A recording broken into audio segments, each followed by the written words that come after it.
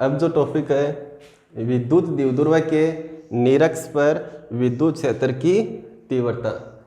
तो निरक्ष रेखा कौन सी होती है, पहले उसको अगर बनाए अपन,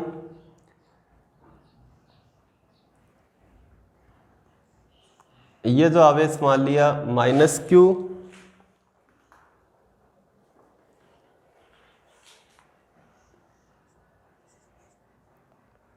ए बिंदु मान लिया इसको, और ये बिंदु बी मान लिया, और आवेश मान लिया +q। बीच की दूरी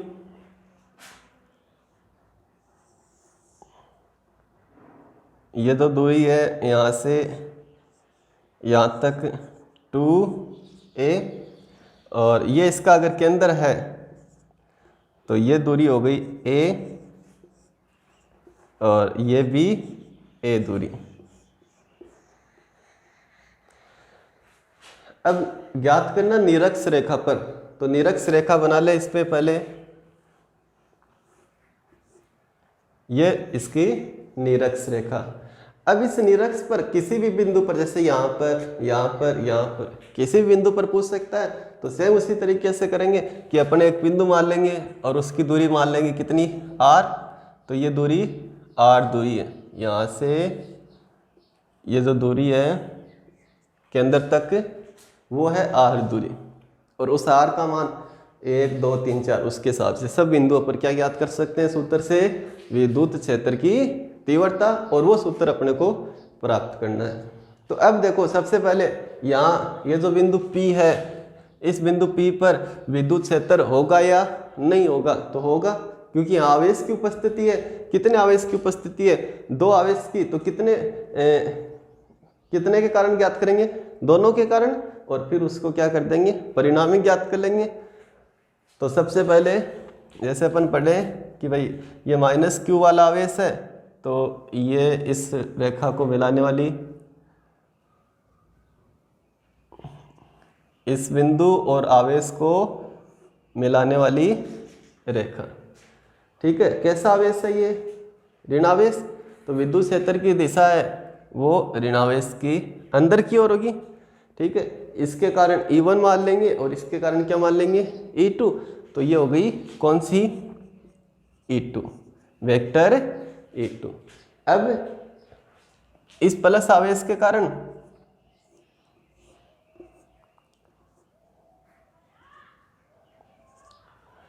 तो प्लस आवेश के कारण विद्युत क्षेत्र की तीव्रता क्या होती है, बाहर की ओर, तो ये हो गई E1।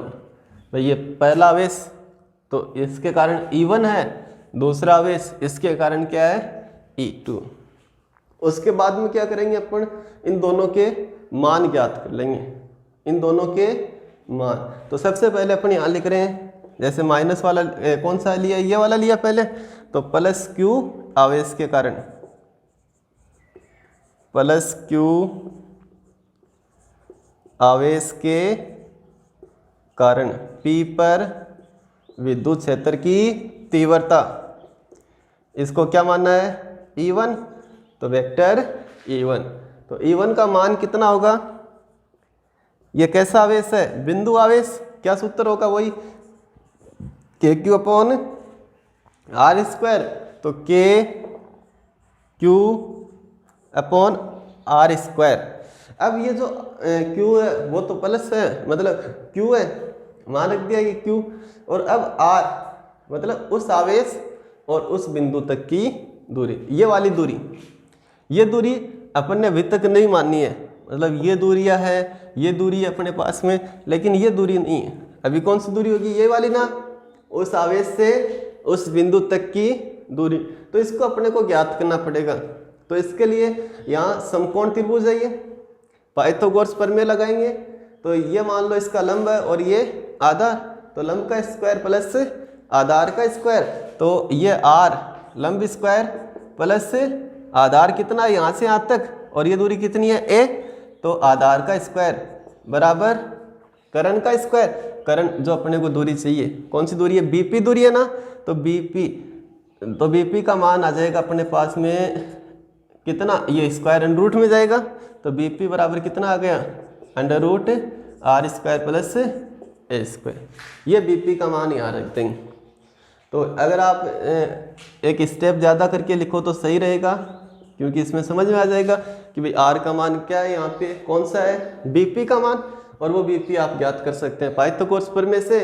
तो आप आगे वाली लाइन में यहाँ लिख सकते हो बीपी की वैल्यू ये है under root are square plus A square. ये बीपी की वैल्यू है, और वैल्यू किसकी चाहिए, बीपी स्क्वायर की, तो वो कितनी है, आर स्क्वायर प्लस ए स्क्वायर। तो are square plus A square, इसके स्क्वायर नहीं आएगा, क्योंकि बीपी स्क्वायर की वैल्यू कितनी है, आर स्क्वायर प्लस ए स्क्वायर। अब ये तो क्या है, परिमाण है, मतलब अदिश रूप में अभी तक।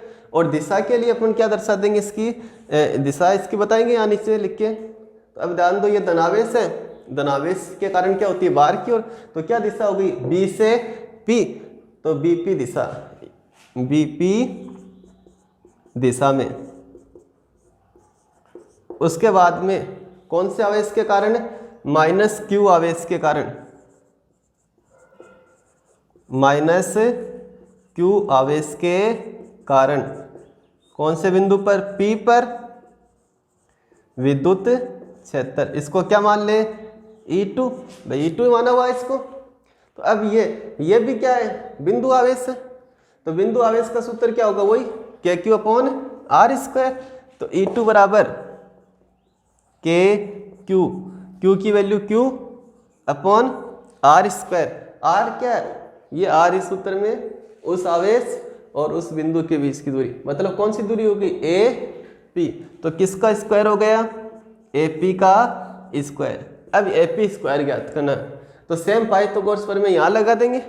तो लंब का मान वही R, आधार का मान वही A, तो are square plus A square, और करण क्या अब की बार AP, तो AP स्क्वायर, और AP स्क्वायर का मान कितना आ गया, आर स्क्वायर प्लस ए स्क्वायर। वो वाला मान यहाँ रख देंगे KQ upon R square plus ए स्क्वायर, समीकरण नंबर 2।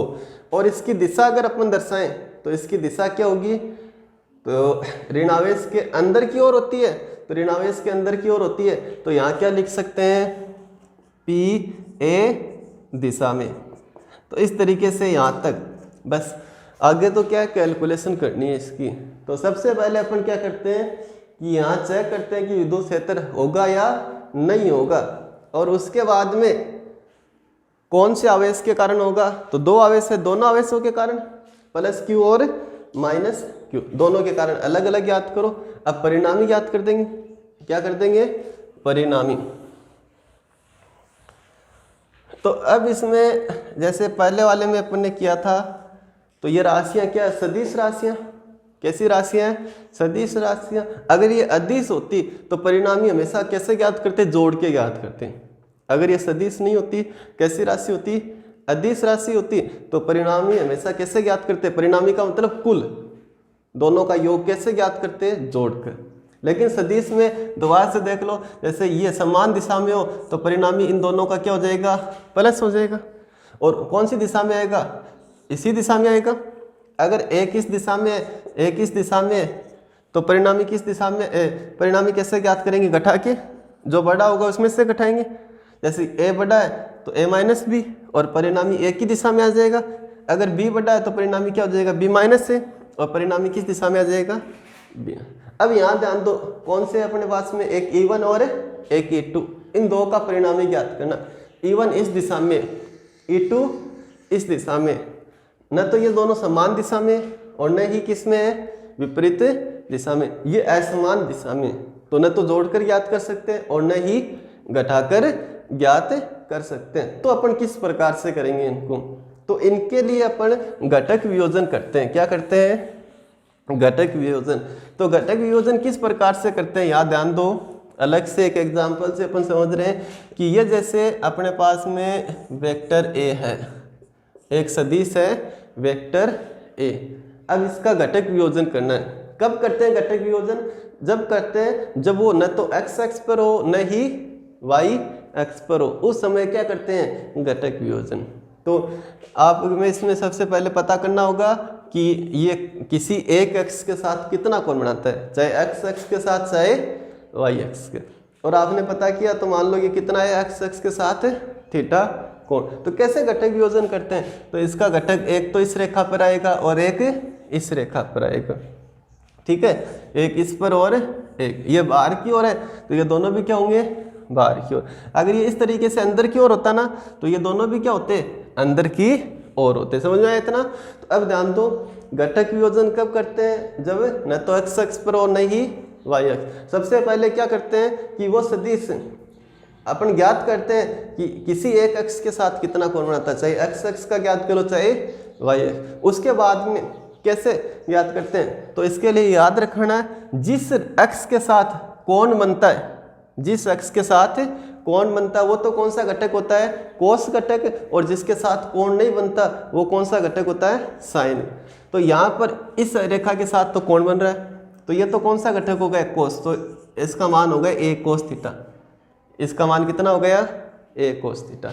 इसके साथ कोण नहीं बन रहा तो ये हो गया ए साइन थीटा। तो ये याद रखना है, सबसे पहले अपन क्या करते हैं किसी एक अक्ष के साथ कोण देखते हैं, और जिसके साथ कोण बनता वो तो कोस हो गया, जिसके साथ कोण नहीं बनता वो क्या हो गया साइन। एक और एग्जांपल से समझो, जैसे यहाँ कोई सदिश दे रखा वेक्टर बी, वेक्टर बी। अब इसमें सबसे पहले आपको कोण पता करना चाहिए। तो आपने मान लो ज्ञात किया कि ये इसके साथ कोण बनाता है अल्फा, कितना कोण बनाता है अल्फा कोण बनाता है। अब इसके घटक वियोजन करने तो कौन सी रेखा पे आएगा, एक इस रेखा पर और एक इस रेखा पर, ठीक है। कौन ये दोनों ये बाहर की ओर है तो ये भी क्या जाएगा बाहर की ओर, और ये घटक भी क्या होगा बाहर की ओर होगा। अब इसमें इसके साथ कौन बन रहा है ना, तो ये हो गया कोस वाला, तो बी कोस अल्फा, और ये क्या हो गया बी साइन अल्फा। ऐसे अपन घटक वियोजन करते हैं। तो वो वाली प्रक्रिया करके, वो वाली प्रक्रिया करके अपन क्या करेंगे परिणामी ज्ञात करेंगे। क्यों, क्योंकि देखो उस समय जब अपन घटक वियोजन कर लेते हैं, जब घटक वियोजन कर लेते हैं, जैसे ए का घटक वियोजन किया तो ए की आगे ए कोस थीटा, ये आगे ए साइन थीटा। अब इसका मतलब ये हो गया कि आप इस ए को हटा दोगे तो वो आप कौन से दो ए कोस और ए साइन इन इस एक का काम कर देंगे। अब इस ए की कोई ज़रूरी नहीं है, मतलब इस ए को आप हटा सकते हो, ये दो काम में ले सकते हो। तो वो सिचुएशन यहाँ पर अपनी बन रही है कि ये जो E1 है इसका भी मान अपन एक्स वाई पे याद कर लेंगे, एक्स एक्स पर कितना है और वाई एक्स पर, तो इसके जो मान किस पर आ जाएंगे एक्स और वाई एक्स पर। ऐसे ही इस वाले का मान किस में आ जाएगा एक्स और वाई एक्स पर। तो इसके दो और इसके दो कितने हो गए 4, और एक्स एक्स और वाई एक्स पर अपन देख लेंगे, समान दिशा में होंगे तो जोड़ देंगे और विपरीत दिशा में होंगे तो घटा देंगे। ऐसे परिणामी ज्ञात हो जाएगा। तो यहाँ न तो जोड़ के प्राप्त होगा और न ही घटा के। कैसे, पहले क्या करेंगे घटक वियोजन। अब इसमें देखो किस बिंदु पर है ये E1 और E2 किस बिंदु पर है, बिंदु P पर, इस वाले बिंदु पर। तो यहाँ क्या चाहिए अपने को समकोणीय x, मतलब एक्स एक्स और वाई एक्स, तो यहाँ वो अपन बनाएंगे इस बिंदु पर। तो ये तो क्या हो गया एक्स एक्स, कौन सा एक्स हो गया ये एक्स एक्स, और ये क्या है वाई एक्स, समकोणीय एक्स हो गए। कैसे एक्स हो गए समकोणीय एक्स एक्स और वाई एक्स। अब इसके बाद में आपको क्या करना होता है कि वो जिस सदिश का ज्ञात करो, जैसे पहले E1 का ज्ञात कर लो घटक वियोजन, फिर E2 के घटक ज्ञात कर लो है। तो जब आप किसी एक का घटक ज्ञात करते हो तो आपको पता होना चाहिए क्या कोण, क्या पता होना चाहिए कोण। तो सबसे पहले यहाँ ध्यान दो कि ये दूरी है, इससे समझ रहे ना कि यही दूरी यहाँ से लेकर यहाँ तक कितनी है, ये r है, ठीक है। अब इसमें किसका घटक वियोजन करें, पहले E1 का। पता क्या होना चाहिए, या तो x अक्ष के साथ कोण पता होना चाहिए, किसके साथ कोण y। तो इसके लिए आपने यहाँ से स्टार्ट किया, जैसे इसको कोण मान लिया कितना थीटा कोण, कितना कोण माना इसको थीटा, तो ये कोण भी कितना हो गया थीटा कोण हो गया। क्यों हो गया ये थीटा, तो इसके लिए आप ध्यान दो कि ये दोनों त्रिभुज एक जैसे त्रिभुज है, समान त्रिभुज है। क्यों है समान त्रिभुज, क्योंकि आपने थोड़ी देर पहले ही ज्ञात किया कि देखो ये इस त्रिभुज की ये भुजा इसके बराबर है, ये वाली भुजा दोनों में उभयनिष्ठ है, तो दोनों की ये भुजाएं बराबर होगी। ये वाली भुजाएं भी दोनों की क्या है, बराबर। याद किया था ना कि बीपी का भी मान वही आता है, एपी का मान भी वही आता है, √r² प्लस a²। इसका मतलब तीनों भुजाएं इसकी समान है, तो समान त्रिभुज हो गए और इनके कोण भी क्या होंगे, समान। संगत कोण भी क्या होंगे, समान। तो ये थीटा कोण, इस जैसा कोण कहाँ पर है, यहाँ पर ही है ना। इस वाले त्रिभुज को इसके ऊपर रखें तो इसके जैसा संगत कौन सा आएगा, ये वाला। तो ये थीटा, तो ये भी थीटा। यहाँ ये आपने मान लिया। अब उसके आगे बढ़ो, देखो यहाँ पर ये रेखा और ये रेखा दोनों क्षैतिज रेखाएं, एक्स रेखाएं दोनों, एक्स एक्स। तो अब इसमें मतलब ये दोनों क्या होगी, एक दूसरे के समांतर। तो ये वाला कोण, ये वाला कोण क्या होते हैं, एकांतर कोण। जैसे आपने इस तरीके से याद किया होगा कि ये कोण क्या होते हैं, एकांतर कोण। अगर ये थीटा है तो ये भी क्या होगा, थीटा। दोनों बराबर होते हैं एकांतर कोण। ऐसे ही इस तरीके से भी ये भी क्या है, एकांत। तो दोबारा से ये दोनों रेखाएं क्या होती है, समांतर होती है। तो ये रेखाएं क्या है, समांतर ही है। और ये इस तरीके से अगर ये थीटा तो ये भी क्या हो गया, थीटा कोण। फिर से आप ध्यान दोगे कि ये रेखा एक ही रेखा है ना, और ये रेखा एक ही रेखा है, ठीक है। ऐसे ये रेखाएं, तो ये एक दूसरे को क्या कर रही है, प्रतिच्छेद। तो शीर्षाभिमुख कोण भी आपस में क्या होते हैं, बराबर। ये थीटा, तो कौन सा कोण, यहाँ से यहाँ तक का कोण क्या हो गया, थीटा कोण, शीर्षाभिमुख कोण। ऐसा करते ही आपको पता चल गया, क्या पता चल गया, जो आप सबसे पहले पता करना चाहते हो कि वो सदिश या तो एक्स एक्स के साथ या वाई एक्स के साथ कितना कोण बनाता है। तो कितना कोण बनाता है, थीटा। अब इसके घटक योजन, अब इसके घटक योजन, इस वाले के घटक योजन एक तो इस पर आएगा और एक इस पर। ये बाहर की ओर है तो ये भी क्या होगा, बाहर की ओर। कोण किसके साथ बन रहा है, इसके साथ। तो ये कोस घटक हो गया, तो इसको अपन लिख सकते हैं E1 कोस थीटा। E1 का घटक है ना ये, तो E1 कोस थीटा। और ये इसके साथ कोण नहीं बन रहा, तो ये क्या हो गया, E1 साइन थीटा। क्या हो गया ये, E1 साइन थीटा। अब E1 के तो घटक वियोजन हो गए, मतलब E1 को उठा दो, ठीक है, और ये दोनों उसकी जगह काम में लो। जैसे यहाँ पर समझते हैं ना, वेक्टर ए का काम कौन करेंगे, ये और ये, इसकी कोई जरूरी नहीं है। वैसे ये कौन सा बच गया, E2। ये इसका भी घटक वियोजन करना है, क्योंकि ये न तो एक्स एक्स पर और न ही वाई एक्स पर। तो E2 का भी करेंगे, इसके लिए भी अपने को कोण पता होना चाहिए। तो E2 के लिए देखो, एक तो ये एक्स एक्स हो गया, ये क्या हो गया, वाई एक्स हो गया, ठीक है। तो आपको या तो ये कोण प्राप्त करना यहाँ से यहाँ तक, या यहाँ से यहाँ। मतलब जैसे ये प्राप्त कर रहे हो तो आप पता कर रहे हो वाई एक्स के साथ, ये प्राप्त कर रहे हो यहाँ तक तो आप क्या प्राप्त कर रहे हो, एक्स एक्स तक। तो इसमें कौन सा सरल है वो आप ज्ञात कर सकते हो। तो इसमें आके ध्यान दो, जैसे इसमें क्या था ना, ये वैसे ही तो हो रहा है। ये कोण, ये कैसा कोण हो गया, एकांतर कोण। ये थीटा, तो ये आप यहाँ से कितना दर्शा सकते हो, इसको भी थीटा दर्शा सकते हो। अब इसके जो घटक है किस अक्ष पे आएंगे, एक इस पे आएगा बाहर की ओर है ना ये, तो ये भी बाहर की ओर, एक इस पर आएगा, ये भी बाहर की ओर।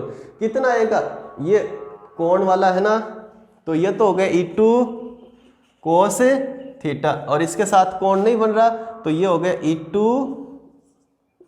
Sine theta. ये घटक कौन सा हो गया, E2 साइन। आ गया होगा समझ में।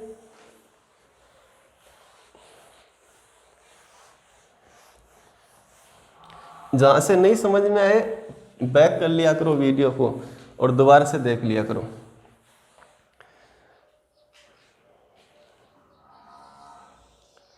अब ध्यान दो, अपन ने क्या किया था, बिंदु P पर ज्ञात करना था। बिंदु P, ये वाला बिंदु, ठीक है। इस बिंदु P पर विद्युत क्षेत्र इस आवेश के कारण ज्ञात कर लिया, इसके कारण ज्ञात कर लिया, E1 और E2। और अब परिणामी ज्ञात करेंगे, तो कैसे ज्ञात करेंगे, वो घटक वियोजन इसीलिए किया क्योंकि न तो समान दिशा में थे और न ही विपरीत दिशा में थे, इसलिए अपन इनको किस में किया है, घटक वियोजन। E1 की जगह आ गया E1 कोस थीटा और E1 साइन थीटा। E1 को हटा देंगे हम, और E2 की जगह आ गए E2 कोस थीटा और E2 साइन थीटा, ठीक है। कितने हो गए, 4। अब इन 4 को ही देखना, E1 E2 को नहीं देखना। तो इन 4 में पहले आप x वाली रेखा पर देखो, y वाली रेखा पर देखो। तो y वाले पर जब देखें अपन सबसे पहले, तो एक तो है E2 साइन थीटा और एक क्या है E1 साइन थीटा। एक इस साइड है और एक इस साइड, एक ही रेखा पर है और विपरीत दिशा में।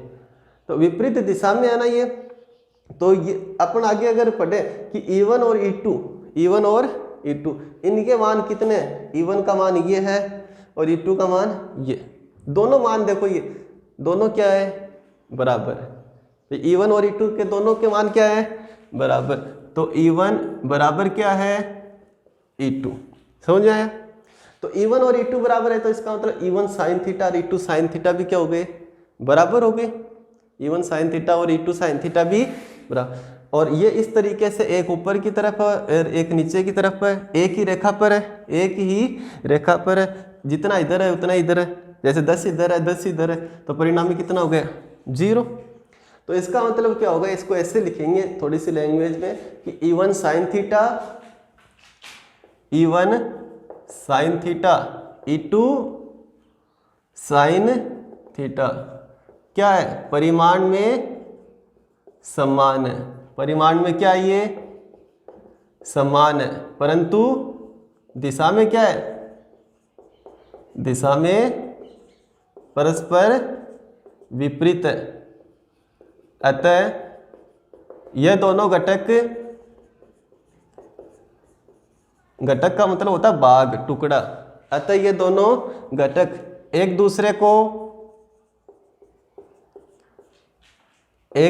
को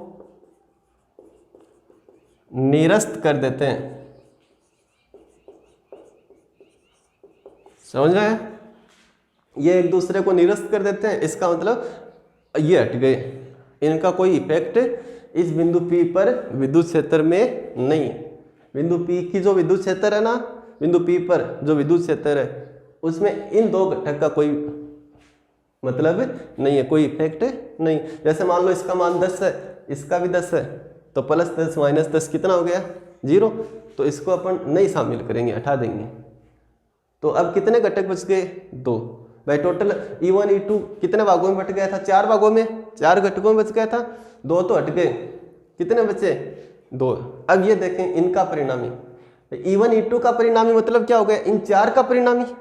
E1 E2 का परिणामी तो ज्ञात करें अपन अब, मतलब इन 4 का, ये 2 तो हट गए वैसे ही, तो इसका मतलब सिर्फ और सिर्फ किसका परिणामी, इन 2 का परिणामी। वही क्या होगा, वही होगा E1 E2 का परिणामी, यानी बिंदु P पर परिणामी विद्युत क्षेत्र।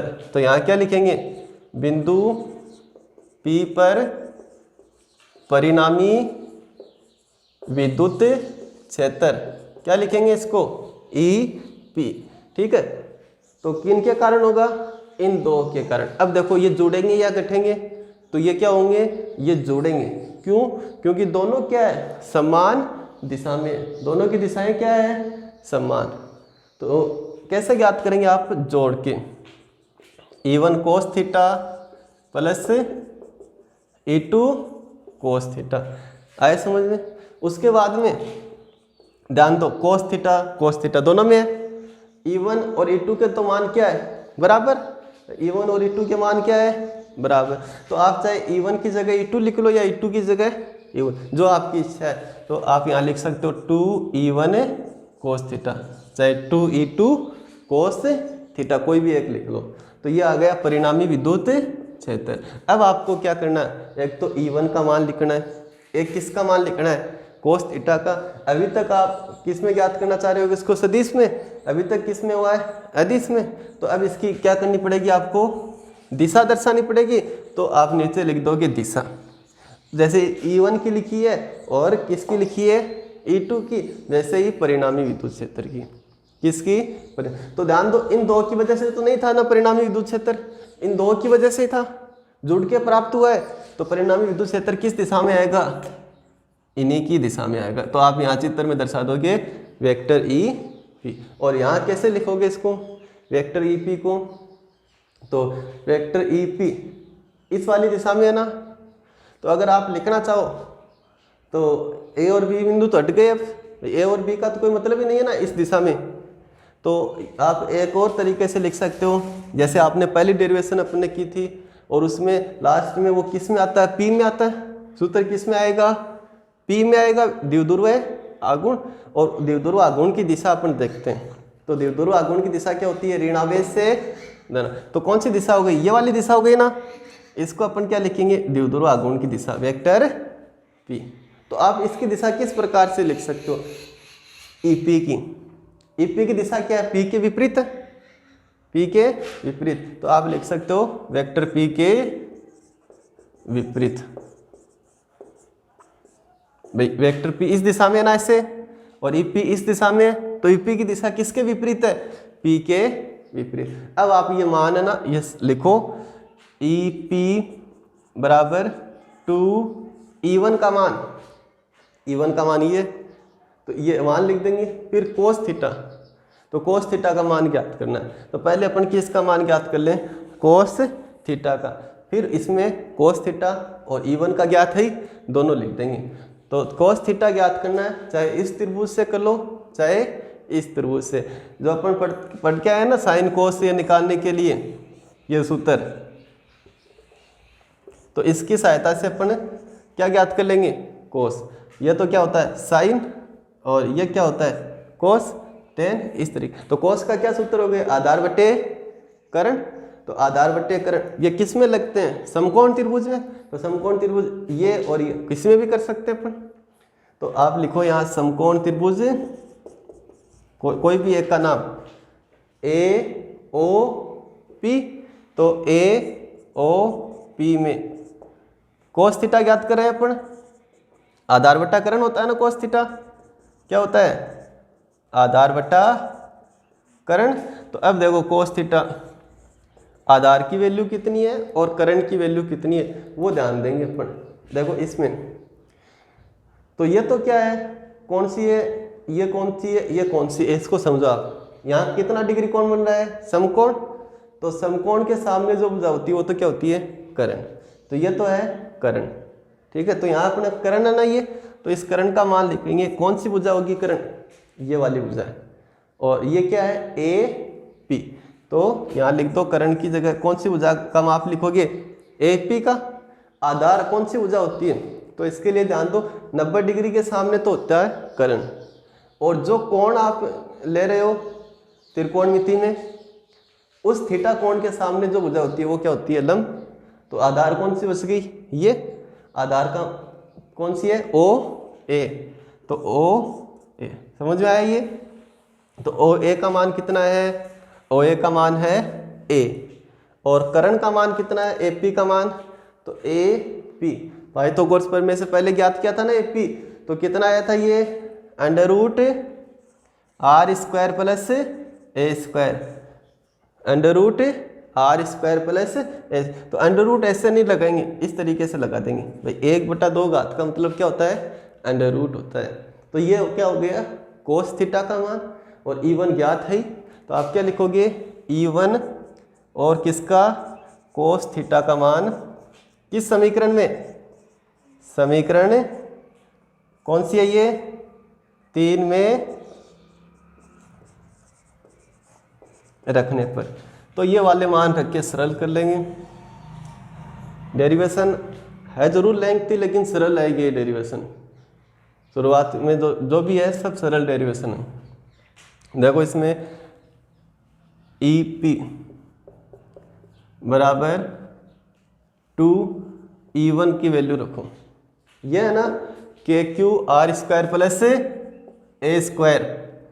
क्यू को सही लिखना है इस तरीके से, क्योंकि इसमें क्या आप लिख रहे हैं अपन साथ में ए भी लिख रहे हैं। तो are square plus A square इतना ही है, K Q upon R square plus ए स्क्वायर। उसके बाद में इनटू किसका मान, कोस थीटा का। तो A R square plus A square की पावर 1/2। अब इसको सरल कर लेंगे, ई पी बराबर 2 KQ A, यही है बटे में। देखो यहाँ आर स्क्वायर प्लस ए स्क्वायर है, यहाँ भी वही है, इसकी पावर 1 है, इसकी पावर 1/2, दोनों किस में गुणा में आपस में, तो गुणा में घात जुड़ जाएगी, ये 1 और ये 1/2 डेड हो गई, जिसको अपन कितना लिखेंगे 3/2। तो सीधा सीधा आपको ये याद रहना चाहिए कि ये घातें जुड़ेगी, 1 और 1/2 जोड़ने के बाद में कितना लिखते हैं 3/2, ठीक है। अब इसके बाद में वही दो नियम जो पहले अपने लगाए थे, एक तो यहाँ द्विध्रुव गुण चेंज करके, और ये a² वाला नियम जो अपन पहले भी लगा के आए थे। जिसके नहीं समझ में आया हो ध्यान दे लो कि ये कोई द्विध्रुव है, कितनी दूरी है 2a, माइनस मान लो और ये प्लस, ये केंद्र है तो ये दूरी क्या हो गई a और ये दूरी क्या हो गई a। द्विध्रुव क्या होता है, उसकी जो बीच की दूरी होती है, आवेशों के बीच की दूरी बहुत कम होती है, ठीक है। और वो अपन इतनी क्यों दर्शा रहे हैं यहाँ पे, उसको सही तरीके से समझने के लिए। भाई अगर दूरी को बहुत कम दर्शा देंगे तो फिर ये इस तरीके से पूरा डायग्राम समझ में नहीं आएगा, इसलिए अपन ये दूरी ज़्यादा दर्शा रहे हैं। वास्तविकता में ये दूरी क्या होती है बहुत कम, तो ये ए तो क्या हो गई और भी कम हो गई। अब अगर अपन ये बिंदु R लेते हैं जहाँ विद्युत क्षेत्र की तीव्रता ज्ञात करते हैं x पर या निरक्ष पर, तो वो तो हो सकता है कि इससे ज़्यादा ही होगा, भाई बीच की दूरी से क्या होगा ज़्यादा ही।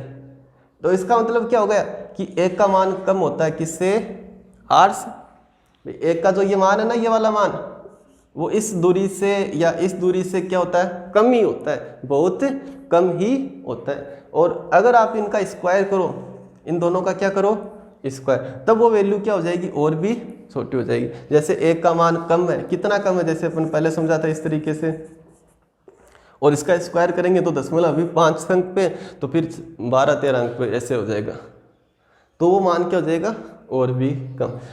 तब आप क्या कहोगे कि ये जो a² का मान है बहुत कम है, बहुत ही कम, जैसे 0.00005 ऐसे, और वो आप r² में जोड़ोगे, जैसे r² का मान 10 है तो जोड़ने पे क्या हो गया 10.0000006, तो कोई फर्क पड़ा क्या वैल्यू पे, नहीं, लगभग कितना आ गए 10 ही आ गए। तो a² नहीं जोड़ेंगे अपन, तो आप क्या लिखोगे कि a² लेस देन r²।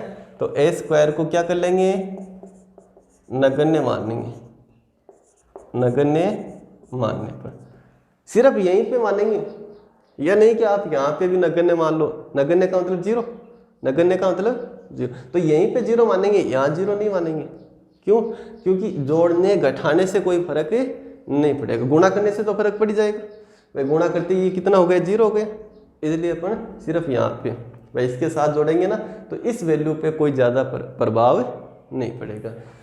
एक तो ये नियम लगाएंगे, दूसरा कौन सा द्विध्रुव आघूर्ण का, तो द्विध्रुव आघूर्ण को किससे लिखते हैं P से।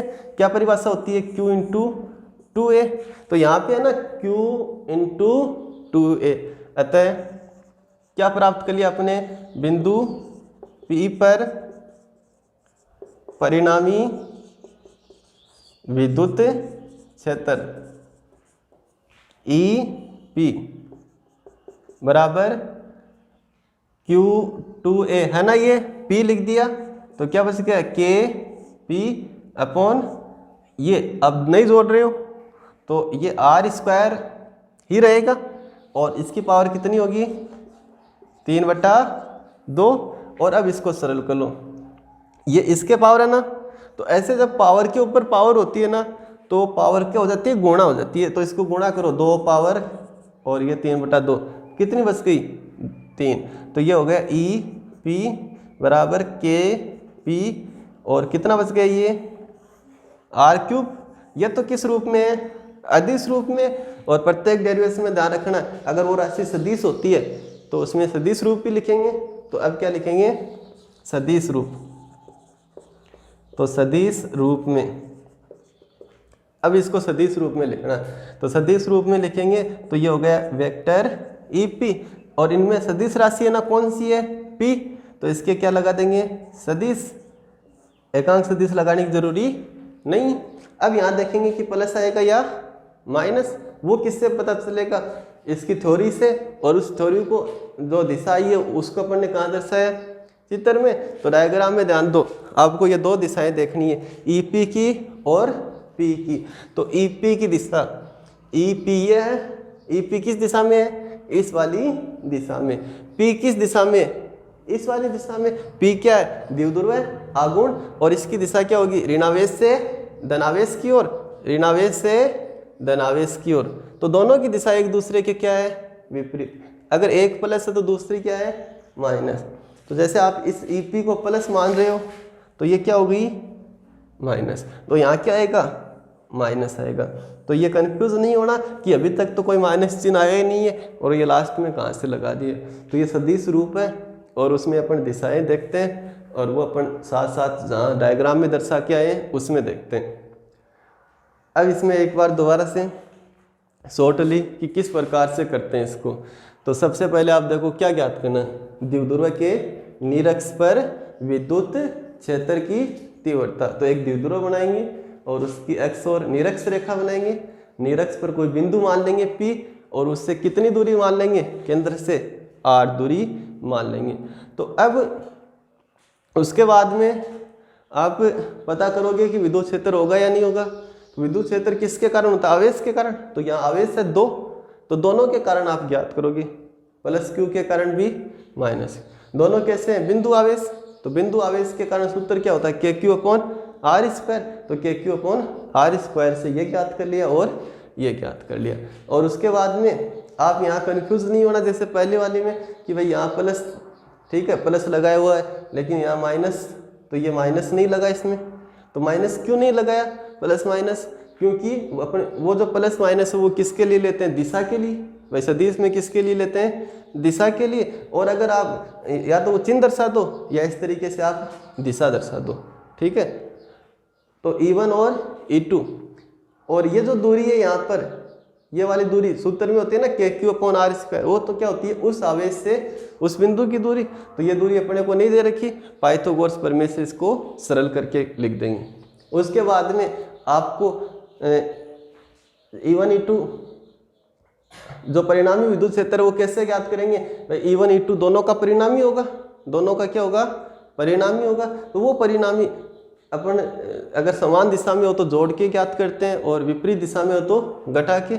यहाँ पर मेन बात यही है कि E1 E2 जो प्राप्त किए हैं, E1 E2, E1 इस दिशा में और E2 इस दिशा में, न तो ये एक रेखा पर है, मतलब न तो समान दिशा में और न ही विपरीत दिशा में। तब अपन उसका क्या करते हैं, घटक योजन। E1 के भी 2 घटक आ गए, E2 के भी क्या आ गए, 2 घटक। ये वाले जो 2 घटक है E1 sine theta, E2 sine theta, ये बराबर है दोनों। क्यों, क्योंकि यहाँ से E1 और E2 दोनों की वैल्यू बराबर है। तो E1 sine theta, E2 sine theta दोनों बराबर हो गए, एक दूसरे के विपरीत तक कट गए। तो अब इसका मतलब हो गया कि आप E1 E2 का परिणामी में इन दोनों की कोई भूमिका नहीं है, तो सिर्फ किसकी है, E2 कोस थीटा और E1 कोस थीटा। अब इन दो को देखो, इन दो का परिणामी ही क्या होगा, EP होगा। तो इन दो का परिणामी कैसे ज्ञात करेंगे, दोनों समान दिशा में जोड़ के ज्ञात कर देंगे। अतः परिणामी विद्युत क्षेत्र क्या होगा, EP बराबर E1 cos theta plus E2 cos theta, E1 cos theta plus E2 cos theta. और E1 और E2 वैसे ही क्या है, दोनों बराबर है, तो 2E1 कोस थीटा या 2E2 कोस थीटा। अब आपको इसमें E1 की वैल्यू रखनी है और कोस थीटा की। तो कोस थीटा की वैल्यू नहीं दी हुई, आप ज्ञात कर सकते हो कि कोस थीटा क्या होता है, आधार बटे करण। आधार क्या है, करण क्या है, या तो इस त्रिभुज से देख लो या इससे देख लो। और जो E1 कोस थीटा जो मान है, दोनों के मान आप इसमें रखो और सरल करो। यहाँ आप जरूर ध्यान रखना है कि ये जो करण आता है ना √r² प्लस a², उस अंडरूट को अंडरूट नहीं लिखेंगे, क्या लिखेंगे 1/2, क्योंकि अंडरूट का मतलब 1/2, क्योंकि आगे यहाँ पर ये दिक्कत नहीं होगी, आपको पता चल जाएगा इस तरीके से लिखते कि ये घाते क्या होगी, जुड़ेगी। और जोड़ने के बाद में एक ये नियम लगाओगे और एक ये नियम, इस तरीके से ये लास्ट में क्या प्राप्त करते हैं, सदिश रूप। इसमें क्या था, माइनस, मतलब विपरीत दिशा आती है P और EP की। अक्ष पर दोनों पर जो विद्युत क्षेत्र ज्ञात किया, तो उससे अपन एक पॉइंट लिख सकते हैं कि द्विध्रुव के कारण जो अक्ष पर आता है विद्युत क्षेत्र, वो कितना आता है 2kP/r³। यह तो अक्ष पर आता है। और निरक्ष पर कितना आता है, तो निरक्ष पर आता है kP/r²। R cube. भाई परिमाण में तो यही है ना, वो तो अपन सदिश रूप में लिखते हैं तो यहाँ माइनस आ जाता है और यहाँ क्या रहता है, प्लस रहता है। तो अब इसमें आप देखो कि इन दोनों की तुलना करो तो आप ऐसे लिख सकते हो कि ई एक्स इक्वल टू कितना 2 इंटू ई नीरक्स। क्या लिख सकते हैं इसको, ये पॉइंट लिख सकते हैं।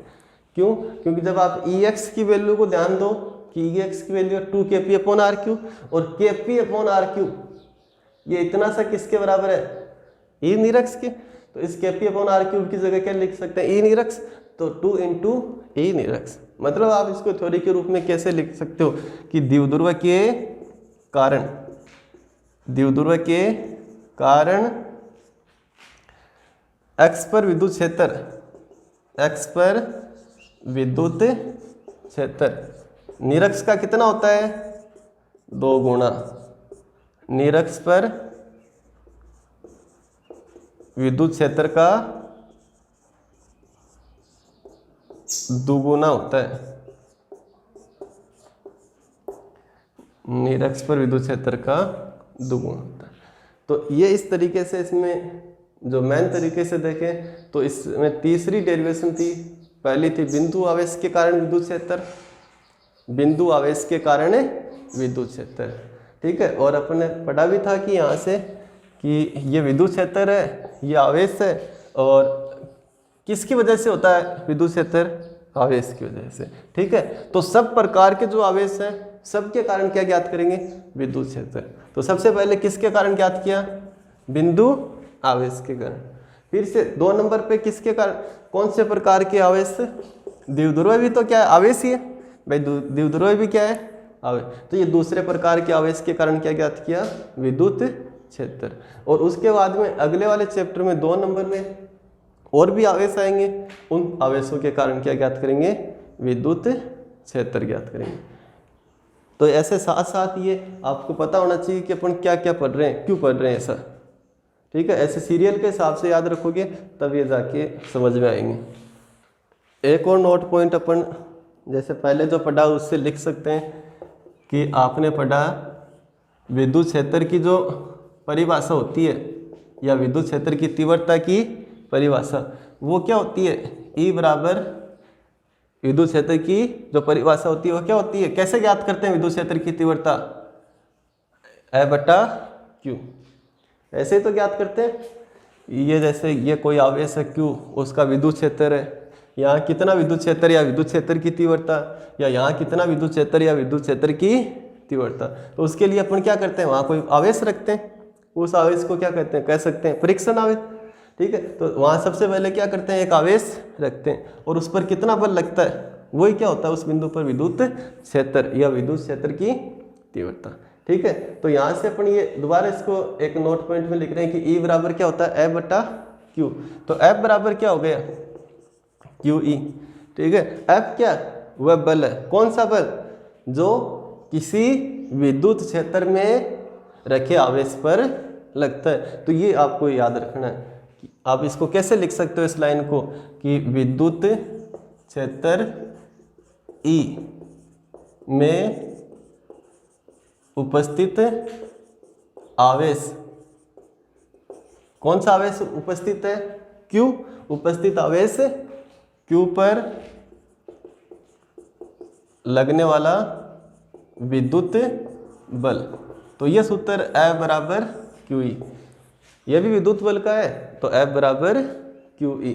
अब इसमें जैसे अपन इस तरीके से मान लो कि ये विद्युत क्षेत्र है ऐसे, ठीक है। तो इसका मतलब क्या हो गया कि प्लस से माइनस की ओर जाती है ये रेखाएं, प्लस से माइनस। तो इसका मतलब अपन समझ सकते हैं कि भाई यहाँ इधर प्लस और इधर माइनस। तो अब ये विद्युत क्षेत्र, ये बल रेखाएं किसको प्रदर्शित कर रही है, विद्युत क्षेत्र को ये प्रदर्शित कर रही है। यहाँ से ध्यान दो, विद्युत क्षेत्र में अगर कोई आवेश रहता है तो उस पर क्या लगता है, बल लगता है, क्या लगता है उस पर, बल। तो जैसे आप इसी को यहाँ ऐसे तो समझ में आया हुआ है, यहाँ और रख लेते हैं, ये आवेश Q रख लिया यहाँ पे, विद्युत क्षेत्र क्या मानना है, E, कितना बल लगेगा इस पर, तो इस पर बल लगेगा F बराबर QE। धनावेश है ना, ये धनावेश है तो इस ओर जाएगा विद्युत क्षेत्र की दिशा में।